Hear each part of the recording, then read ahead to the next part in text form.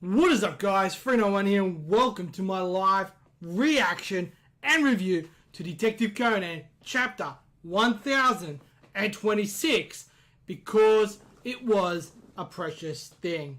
Alright guys, so in the last chapter, obviously you guys didn't get a live reaction or review from me. Sorry about that, guys, but due to it being Christmas, New Year's, it was quite busy for me, seeing I work in retail and all that kind of jazz. But anyway, from what was... got a lot more clues about who it could be. I don't quite remember what happened. All I do remember is that they're on a TV set, or no, a movie set, and one of the main stars was killed. He fell off a cliff. So seemingly Conan has figured it out and has something to do with the pink butterfly, the little butterfly bug trap thing, trick thing. So anyway, guys, as always, if you want to follow along, yeah, I'm on the first page. Whatever you read your manga on, your tablet, PC, whatever it is, bring it up. We're on our first page here. Let's get straight into it, and you can follow along with me. Okay, but the one big thing I do remember is that Sarah is starting to figure out that Conan is Shinichi. I'm curious about where this is going to play, how this is going to play out. Is this going to keep continuing on, or is that the end of it? But anyway, let's just get straight into this week's chapter. So it's the case finale. Sarah is approaching Conan, and the truth behind the series of deaths is. So we're going to find out who's behind it. File 1026, because it's a precious thing. So it'd be fine if we go home already, right? I have a graveyard photo shoot after this. Well, but this is bad. If we let them go now, the evidence will be disposed of. I have to reveal the truth before that. But it seems that Sarah is more set on investigating me than the case. And it can't be helped. It's been quite a while, but let's go with that. Hey, do you know who Kyoko no Nichan's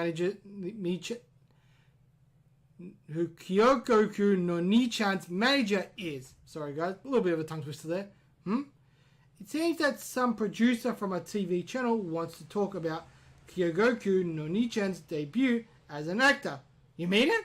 Yeah, they said they'd be waiting on the other side of that TV channel's car. Alright, I'll see what their offer is. Huh? So it looks like Conan's setting it up. Looks like they haven't arrived yet. Beep, beep.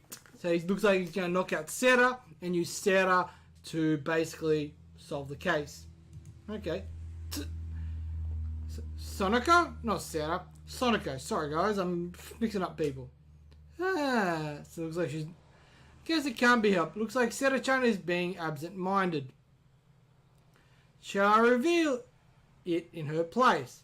The truth behind the serial murder case. It's happening after so long. We get to see the deduction queen, Sonoko, again. Deduction queen? So, Sonoko-san? I see. When Detective Mori isn't around, he uses her.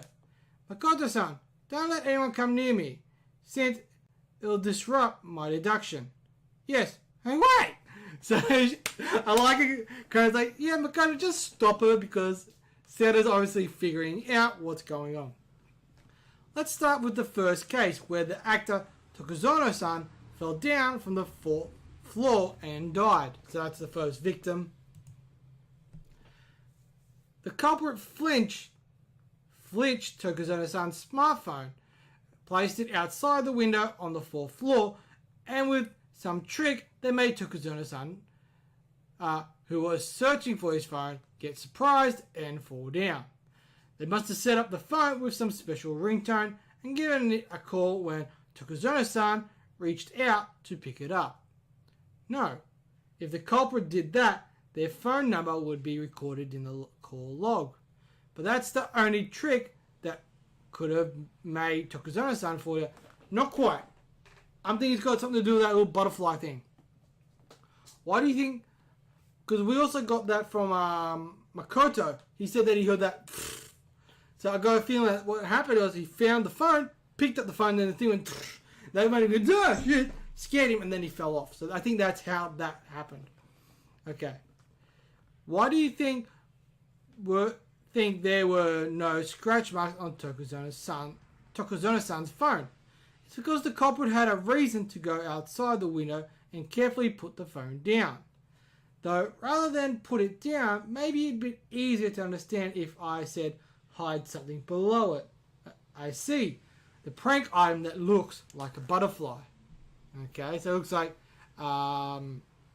Detective Takeji is starting to piece it together as well. The culprit twisted the rubber band, held it down, and put the phone on top of it to hide it. Then Tokuzono-san, who took the phone, got surprised by the prank item and fell down from the building. So we're seeing that actually happen. So that's pretty much how Tokuzono-san died. It seems Tokuzono-san hated insects, so he'd have been even more surprised. But why did Edogawa-san have that prank item with him?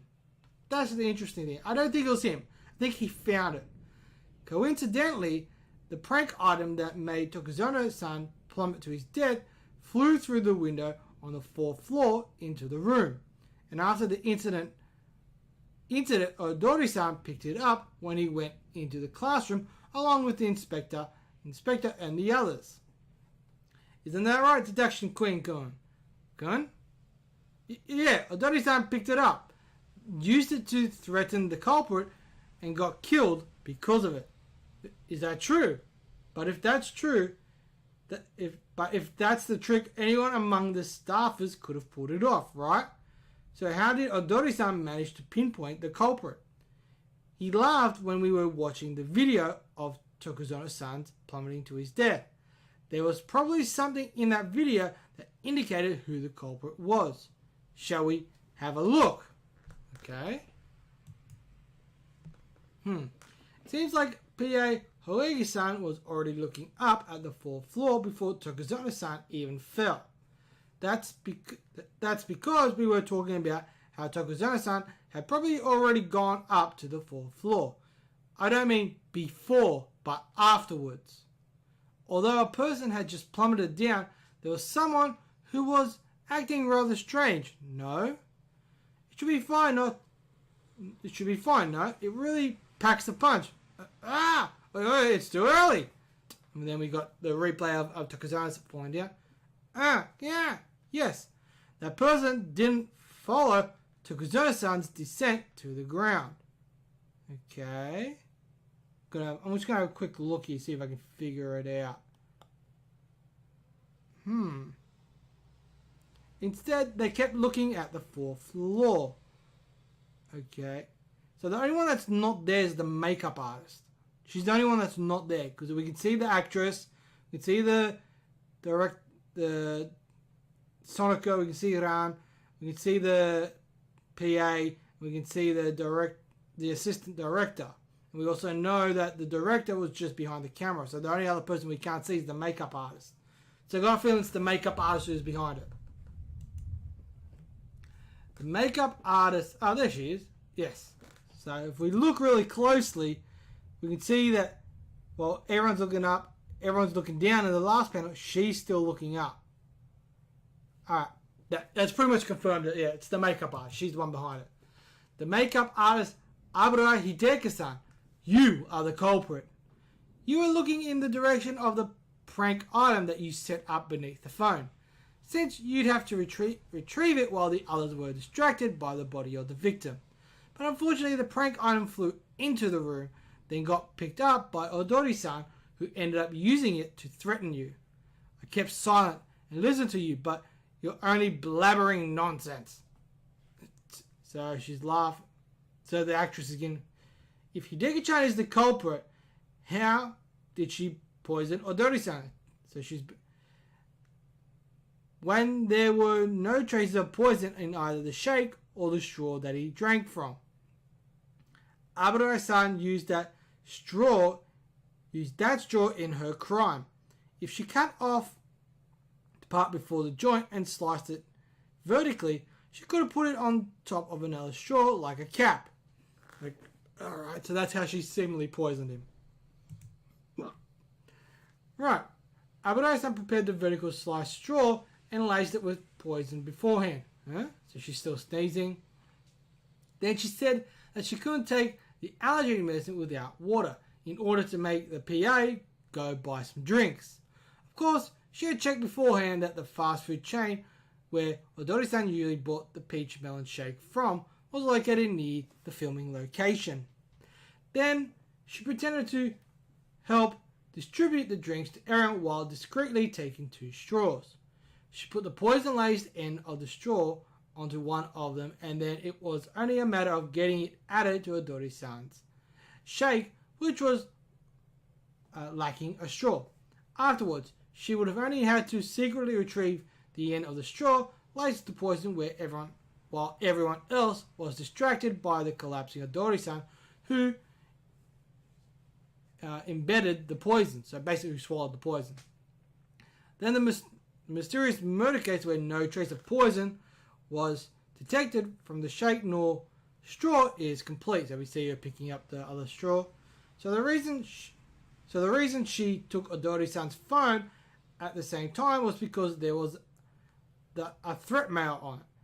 As I keep saying, show us some actual evidence. So that's what the actress said. Aburo-san, you've been sneezing for a while now. Did you really take your pollen allergy meds? What? Of course you took them, right? It's dangerous to walk around holding a poison-laced straw with your bare hands. If it were me, I'd roll up the straw and put it inside a capsule. After using it for the crime, I'd put it back inside the capsule. Okay. You did the same thing, didn't you? You mixed it in with the other capsules so it wouldn't be suspicious even if you were searched later. But then you couldn't take your meds, right? Once the capsule is found, it'd be conclusive evidence.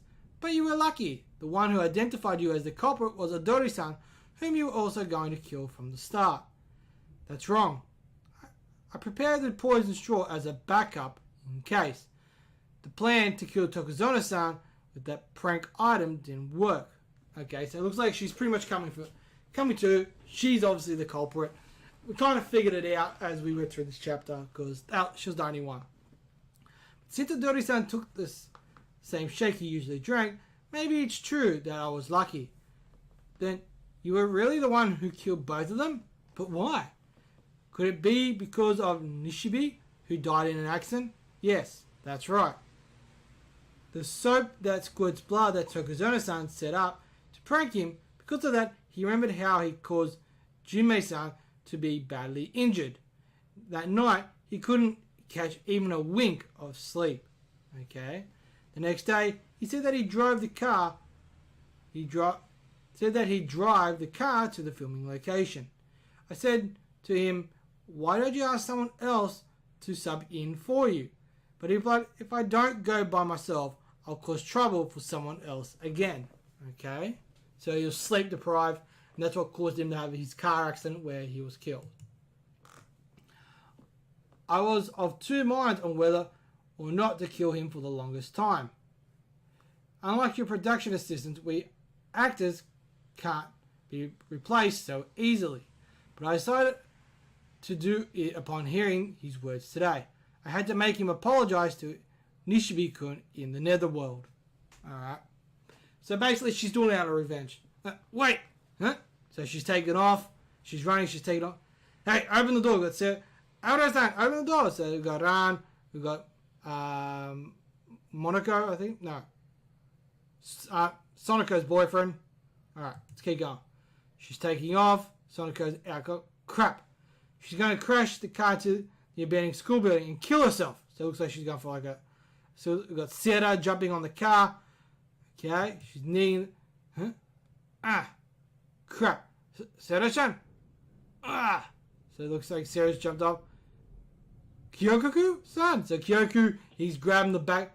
Wait for me, Nishibe-kun. I will join you now. So it looks like she's basically gone on a suicide rant now. So she's like, huh? Huh? What?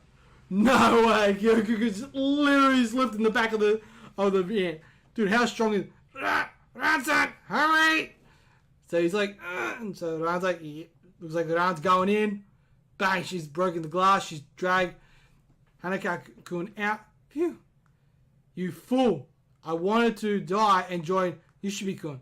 Why didn't you let me? Translated, said by Heiji from Heiji's mum. Shizuka in her into case, file number 278. Because I can't let you pile up even more sins. What? Sins? I only wanted to kill myself. Life isn't something that's owned by anyone. Because it's a precious thing that should never be snatched away. Okay.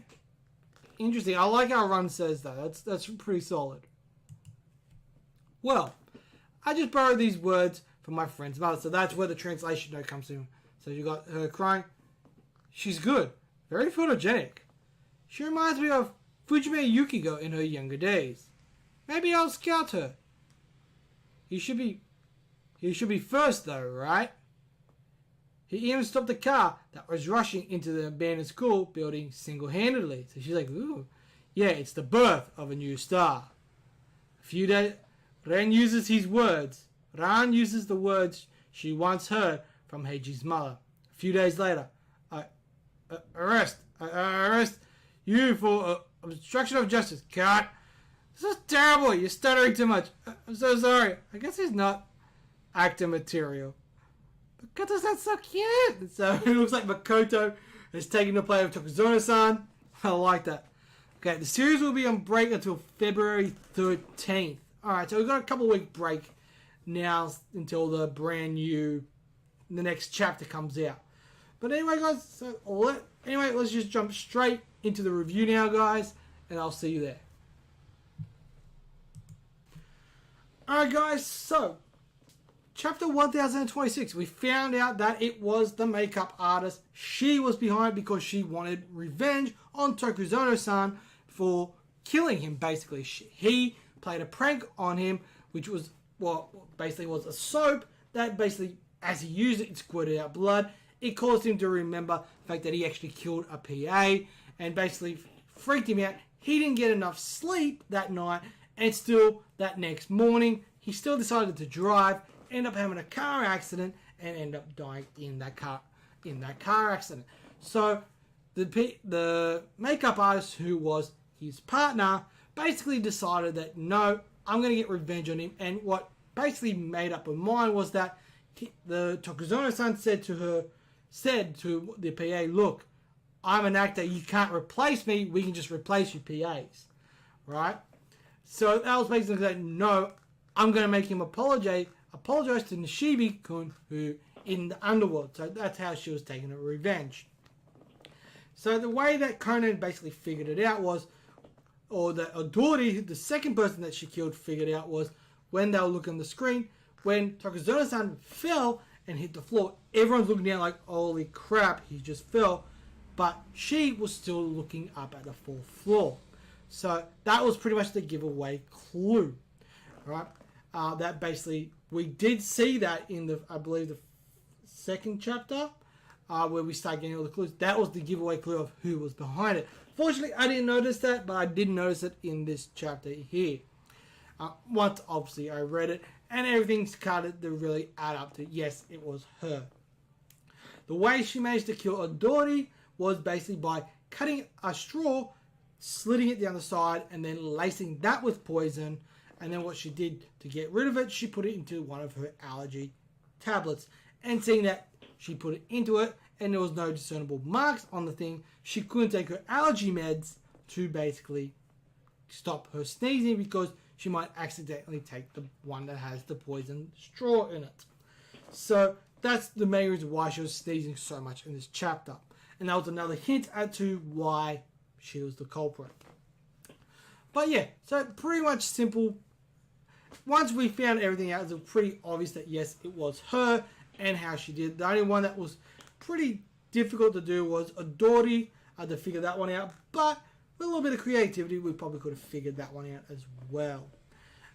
But the main one we figured out was Tokuzono. And then basically, obviously, the way that we would figure that out was through the camera and all that kind of jazz. And she basically used that little bug spring thing, hit it under the phone, and when he picked it up, it shot up. That freaked him out because he has a massive fear of insects and caused him to freak out and jump back and fall off. So, executed quite well, but she left enough there for him to figure it out. Conan basically uses Sonico to deliver all this, and uses not Kyokugu, yeah, no, he uses Makoto to basically hold Sera back so that he can deliver this without Sera coming around the corner and seeing that Conan is the one mimicking Sonoko's voice and all that kind of jazz. Probably the biggest things that came out of these last few chapters was the whole thing with Sera and Conan. How is Conan going to explain to Sera that yes, he is Shinichi and all that kind of jazz? I believe Sera's pretty much figured out that yes, Conan is Shinichi, and she was somewhat trying to get Ran to admit to that, but obviously Ran's like, no, of course not. Conan is Conan, Shinichi is Shinichi. But we did get the confirmation that she thought about that could be a possibility a while ago, but now she thinks it's not going to happen at all. So it's really interesting to see how that little dynamic is playing out. I'm really curious about what's going to happen in the next case. It's going to be very interesting. But yeah, we also did get a little line from one of Heiji's mothers that Ran uses because the makeup artist does decide to try and kill herself by driving into a building and having the building collapse on the car and killing herself that way.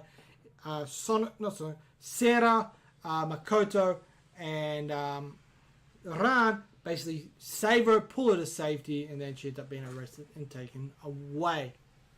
So overall, guys, this chapter was a solid chapter. Good chapter. Unfortunately, we didn't get anything else with the Sera Conan thing. I reckon we might get a little bit more the next time Sera is in there. We might have got a little bit extra in the previous chapter. I just don't quite remember it. It was quite a while ago that we did read that chapter. But yeah, so overall, guys, the art was solid. Solid art. Didn't see any kind of half-hearted stuff. Very solid, very good. Fortunately, we're going to be on break till the 13th. Yeah, the 13th of February. So that's a couple of weeks away. That kind of sucks, but, you know, we got to deal with that. But yeah, so that is all for me, guys. Also, one other thing I want to let you guys know.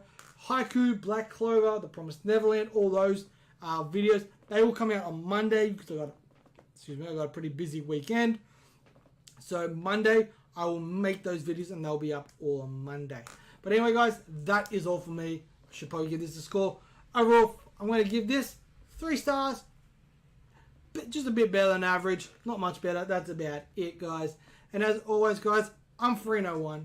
You guys are awesome. And I'll catch you guys next week for another live reaction and review. Peace.